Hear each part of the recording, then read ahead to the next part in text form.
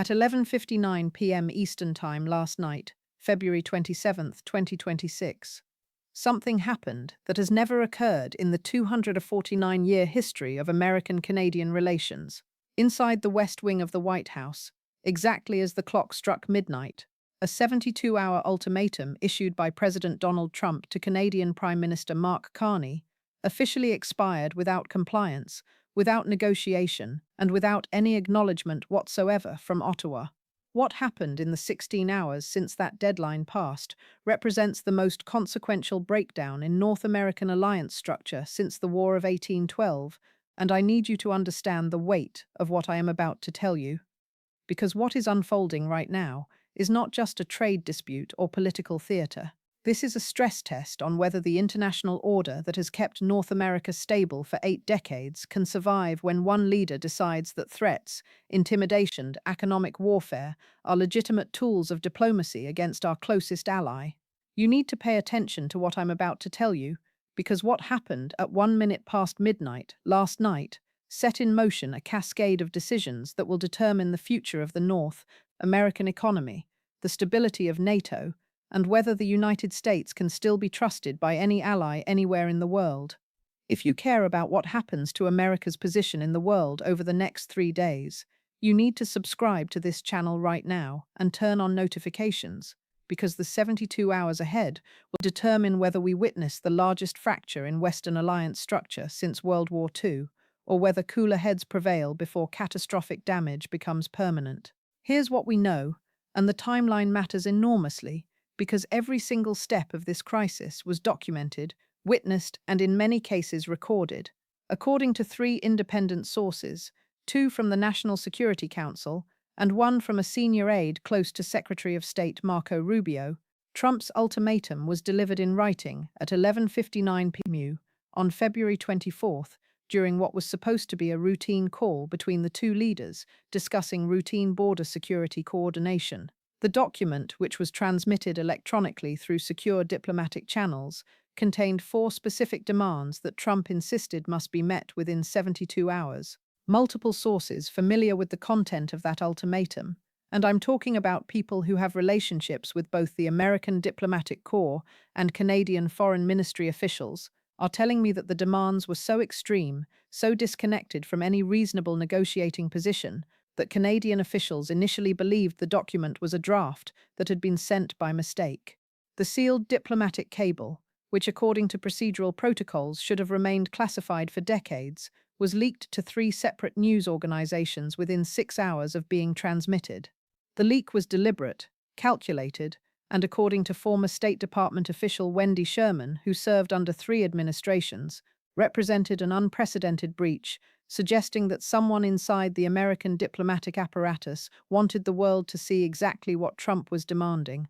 The cable runs 11 pages, single-spaced, and contains language that constitutional scholars are calling the most aggressive assertion of economic coercion against an ally in modern American history.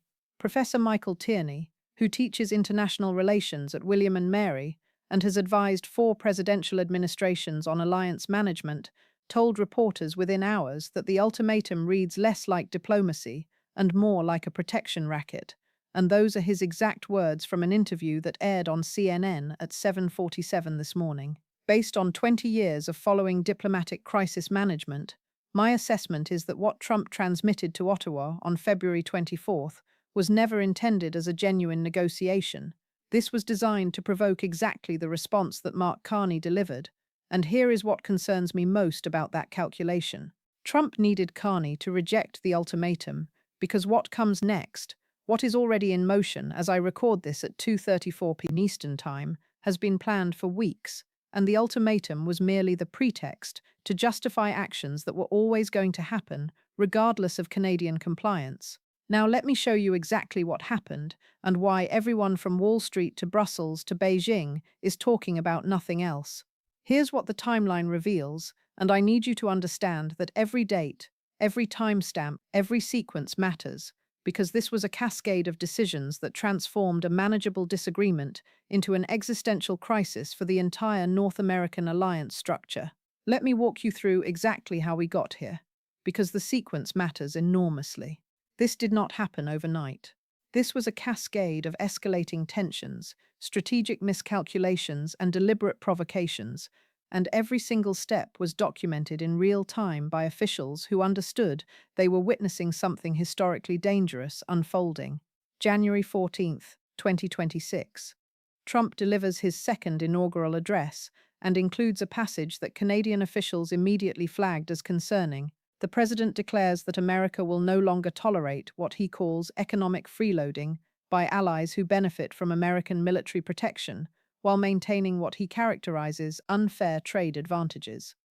The speech includes specific mention of Canada's trade surplus in certain sectors, and while the language is heated, it falls within normal range of Trump's rhetorical style. Canadian Foreign Minister Melanie Joly issues a measured statement emphasizing the mutual benefits of integrated North American supply chains and expresses confidence that any trade concerns can be addressed through existing frameworks. January 22nd, Trump signs an executive order establishing what he calls the North American Trade Fairness Commission, a new body tasked with reviewing all existing trade agreements with Canada and Mexico to identify what the order characterizes as structural imbalances requiring immediate correction. The order includes language suggesting that if diplomatic negotiations fail to produce results within unspecified timeframes, the president reserves authority to impose corrective measures unilaterally. Trade experts immediately recognize this language as legally dubious, but the order generates minimal attention in American media focused on domestic policy battles. February 3rd. Mark Carney, who became Canada's Prime Minister in October 2025 after leading the Liberal Party to a decisive victory over Pierre Poilievre's Conservatives, delivers his first major foreign policy address to Parliament. Carney is not a typical politician. Before entering politics, he served as Governor of the Bank of Canada, then Governor of the Bank of England, making him one of the most credible economic voices on the international stage. His address includes a carefully worded section on Canadian sovereignty in trade policy, emphasizing that while Canada values the American partnership, Ottawa will not accept ultimatums or threats as substitutes for genuine negotiation. The speech is measured, professional, and includes multiple references to the historical partnership and shared values. Canadian officials describe it as standard assertion of national interest within alliance context. February 11th.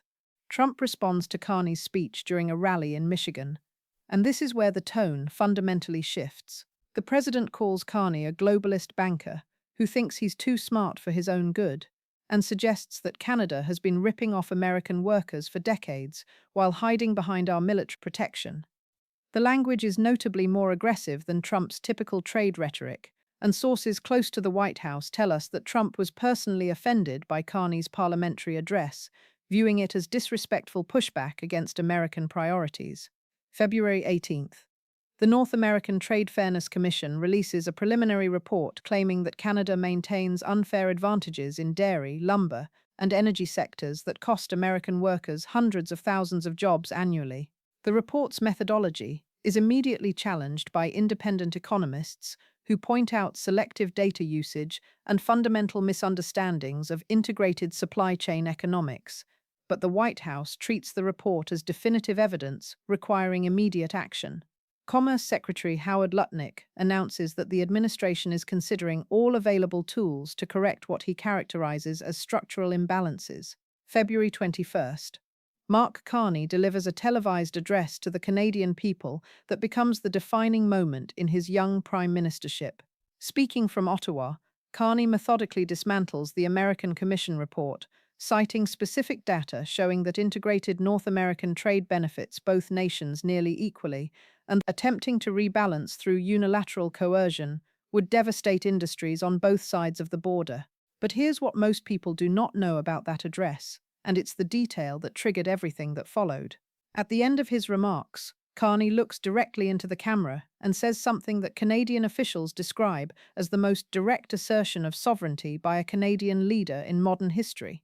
He states that Canada will engage in good faith negotiation with any partner, but that Ottawa will never, under any circumstances, accept economic threats or ultimatums as legitimate diplomatic tools. and that any attempt to coerce Canadian compliance through tariffs or sanctions will be met with immediate proportional response and a fundamental reassessment of the entire bilateral relationship. Three independent sources who were monitoring Trump's reaction in real time report that the president erupted when he saw Carney's address, viewing the sovereignty language as personal defiance, requiring immediate consequences.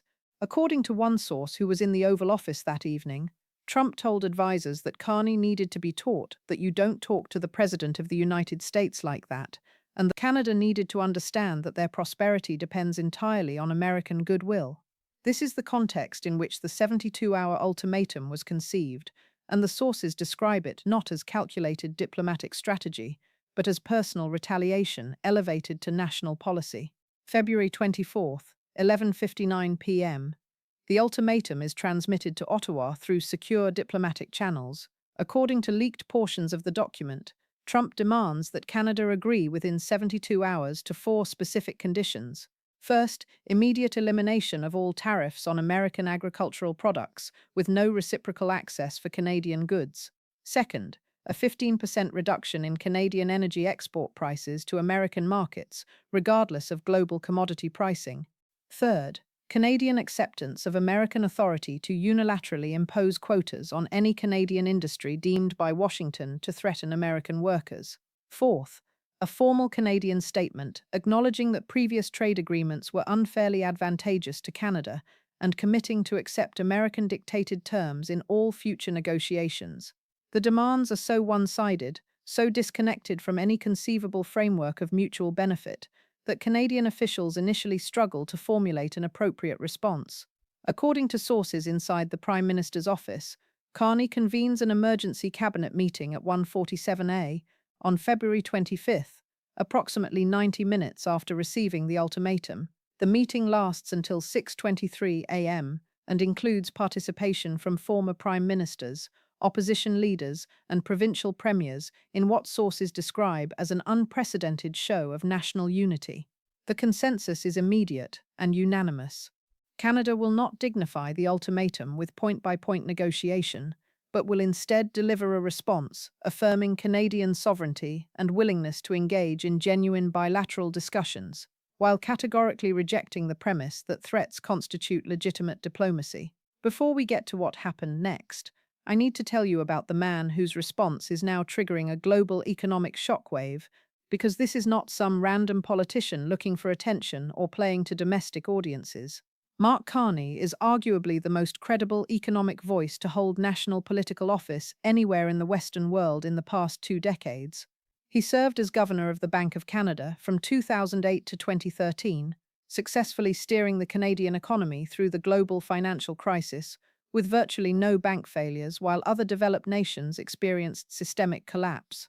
He then served as governor of the Bank of England from 2013 to 2020, becoming the first non-British citizen to hold that position in the institution's 325-year history.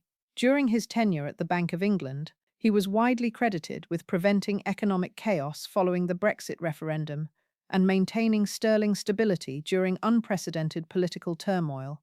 This is someone who has managed trillion-dollar monetary policy decisions, who has negotiated with central bankers and finance ministers across every major economy, who understands global financial markets at a level that few politicians anywhere can match.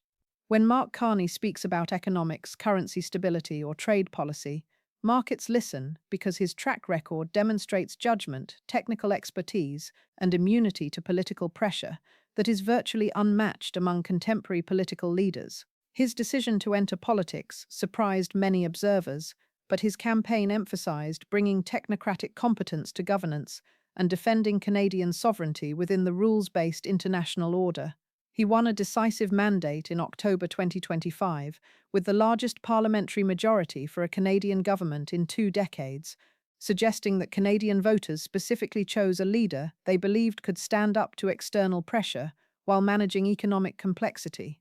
So when Trump issued an ultimatum expecting capitulation or desperate negotiation, he fundamentally miscalculated who he was dealing with. This is not a politician dependent on American approval or vulnerable to economic intimidation. This is someone who has managed bigger crises than a trade dispute with a president known for backing down when faced with genuine resistance.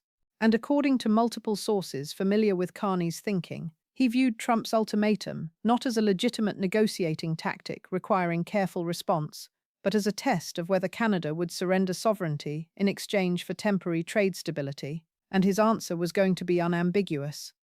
February 25th, 9:47 a. Mark Carney delivers his response in a brief televised statement from Parliament Hill. The statement runs exactly 4 minutes and 32 seconds. Carney speaks in measured, professional tone devoid of anger or defensiveness.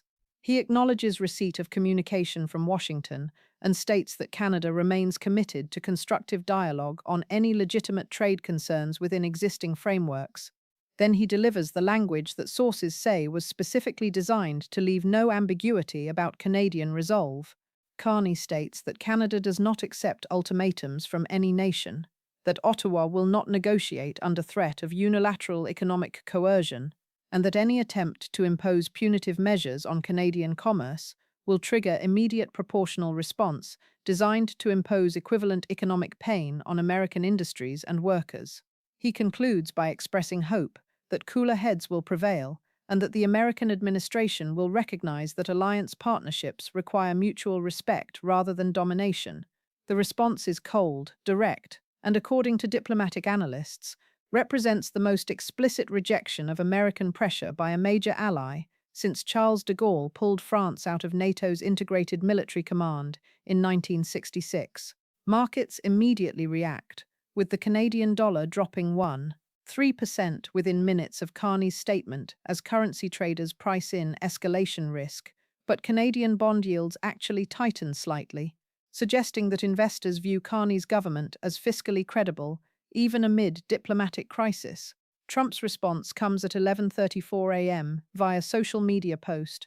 The president writes that Carney has made a historic mistake and that Canada will regret choosing economic suicide over partnership. The post includes language suggesting that tariffs and other measures are now inevitable, and that American workers will be protected regardless of Canadian intransigence. The tone is aggressive, but administration officials provide no specifics about timing or scope of threatened measures. Then came the moment that changed everything. February 27th, 4:17 p.m., approximately 16 hours before the ultimatum deadline. Reuters reports that 6 of America's largest agricultural exporters have received informal notification from the Commerce Department to prepare for potential disruptions in Canadian market access within days. The notification is not official policy, but the leak signals that the White House is actively planning implementation of punitive measures, regardless of last-minute Canadian concessions. Canadian officials interpret this leak as confirmation that Trump never intended genuine negotiation and that the ultimatum was merely pretext for predetermined escalation. At 8:43 p.m., Carney convenes a second emergency cabinet meeting.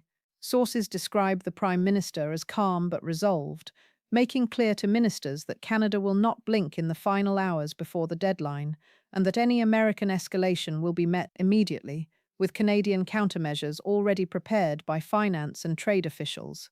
The meeting produces unanimous cabinet support for Carney's approach, with even ministers representing districts economically dependent on American trade expressing conviction that capitulating to ultimatums would create precedent, making Canadian sovereignty untenable.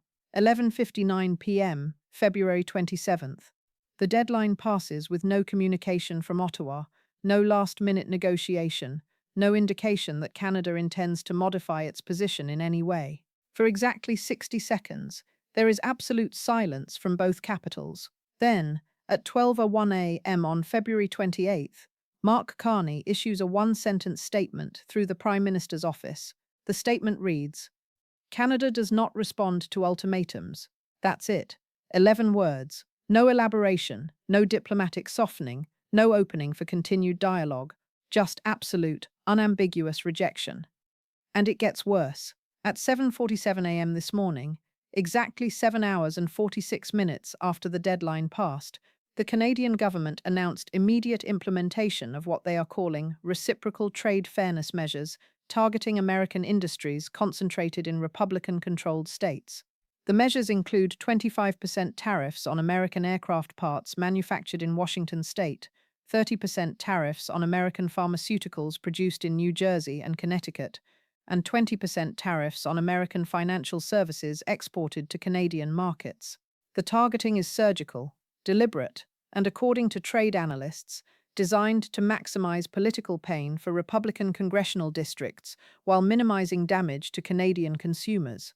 But here's what concerns me most, and this is the detail that should terrify anyone who understands how quickly economic disputes between allies can spiral into genuine crisis.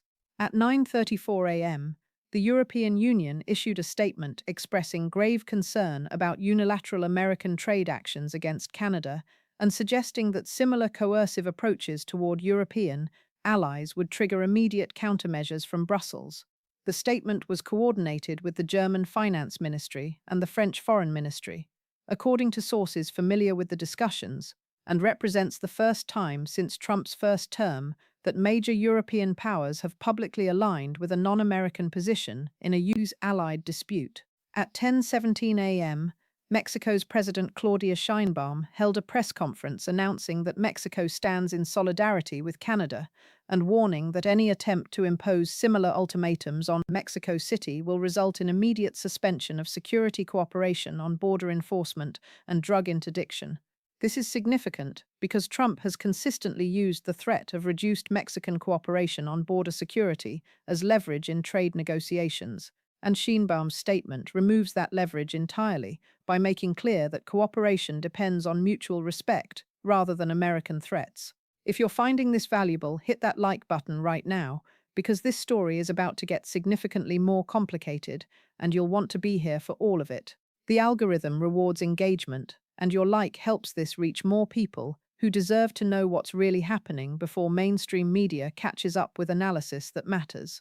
At 1:12 p.m., just 86 minutes ago as I record this, the Dow Jones Industrial Average dropped 634 points in the first hour of trading as markets absorbed the reality that the United States is now in an active trade war with its largest trading partner, and that the conflict is escalating rather than resolving.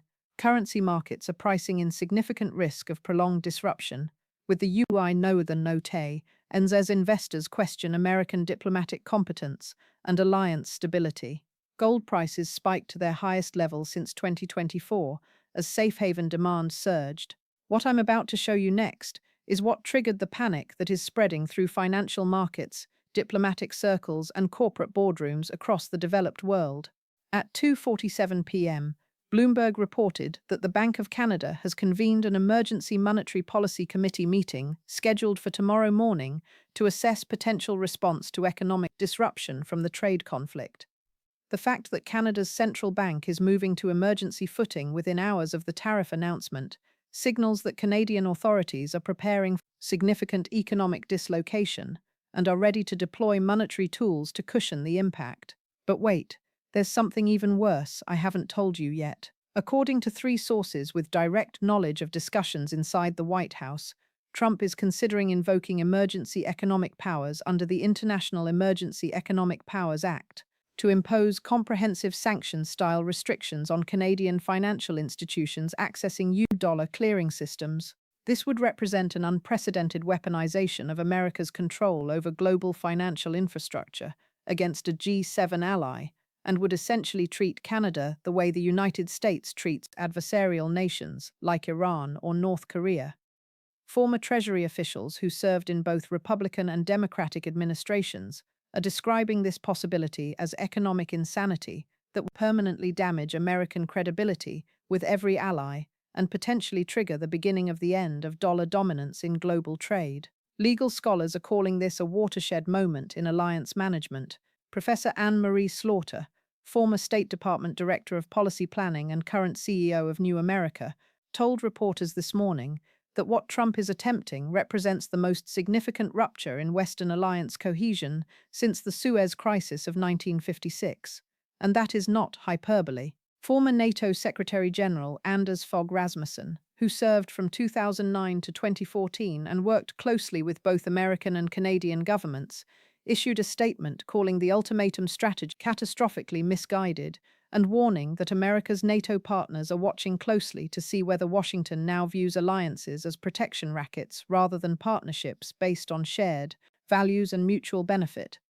Subscribe to this channel right now and turn on notifications, because this story is far from finished, and I will be covering every development as it breaks. When Trump announces his next move, when Carney responds, when markets react, when European leaders make their calculations, you will see detailed analysis here immediately. And what happens over the next 48 to 72 hours will determine whether we witness the fracturing of the North American alliance or whether someone blinks before catastrophic damage becomes permanent. Here's what I'm watching for in the next few hours that will tell us which direction this crisis is heading. First, whether Trump's inner circle can convince him that comprehensive financial sanctions against Canada would trigger immediate retaliation from European allies who would view such measures as proof that American financial hegemony represents an unacceptable vulnerability, requiring urgent diversification away from dollar-denominated systems. Second, whether Republican senators from states that will be devastated by Canadian counter-tariffs begin publicly breaking with the White House strategy, creating political pressure for de-escalation. Third, whether Mark Carney gives any indication that he might be willing to engage in face-saving diplomatic process that allows both sides to claim partial victory while backing away from the most damaging escalation scenarios. The next enforcement deadline hits in 96 hours when the Canadian tariffs officially take effect on Monday, March 3rd at 12:01 a.m. If those tariffs are implemented without any movement toward negotiation, the economic pain becomes real and immediate for American businesses, workers, and investors.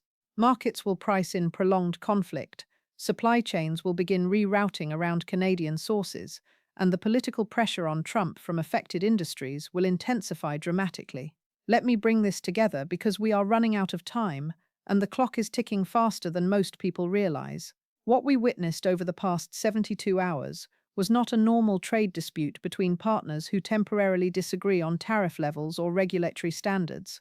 This was a fundamental test of whether the United States under Trump's leadership views alliances as relationships between sovereign equals or as hierarchical arrangements where American power entitles Washington to dictate terms to smaller partners regardless of mutual benefit or shared history.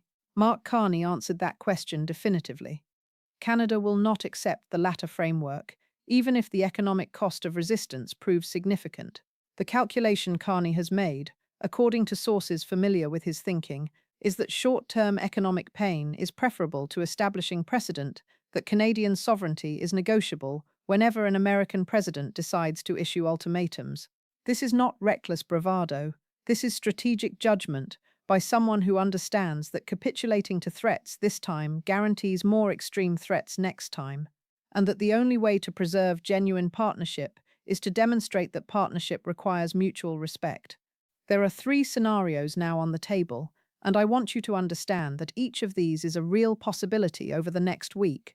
Scenario 1. Full escalation. Probability 45%. Trump proceeds with comprehensive tariffs and potentially financial sanctions. Canada implements its prepared countermeasures targeting Republican states. European allies begin coordinating their own responses to signal that coercive American trade tactics will not be tolerated.